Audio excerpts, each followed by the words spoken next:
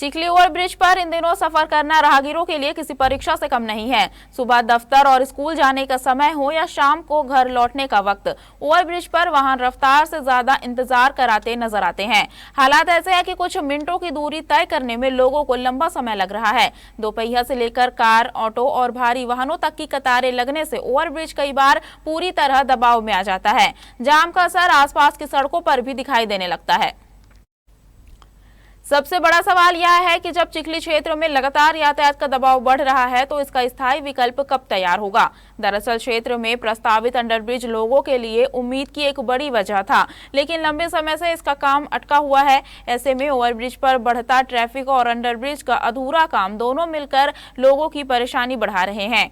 इस संबंध में स्थानीय लोगों का कहना है कि रोजाना जाम में फंसना अब उनकी दिनचर्या का हिस्सा बनता नजर आ रहा है। किसी को समय पर काम पर पहुंचने में चिंता है तो किसी को स्कूल, अस्पताल या जरूरी काम तक पहुंचने की। लोगों का सीधा सवाल है, जब समस्या दिखाई दे रही है तो समाधान की रफ्तार इतनी धीमी क्यों है।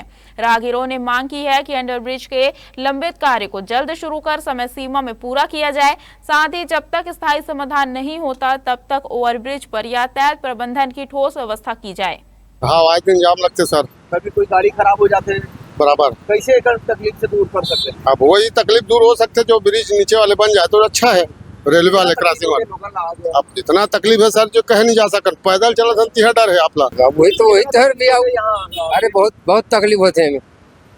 कब से अंडरब्रिज के काम रुके हुए हैं? अरे बहुत दिन हो गए भैया।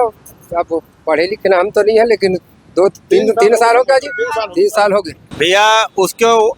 और सरकार कुछ भी ध्यान नहीं दे रही है। हर चीज के लिए पैसा है सरकार के पास में, लेकिन ये जो बहुत जरूरी है, यानी अगर कोई एम्बुलेंस जाती है वो फंस जाती है। एक ठेला भी अगर सामने से आने लगे तो पूरा ट्रैफिक जाम हो जाता है और आए दिन बस खराब होती रहती है कोई भी गाड़ियां।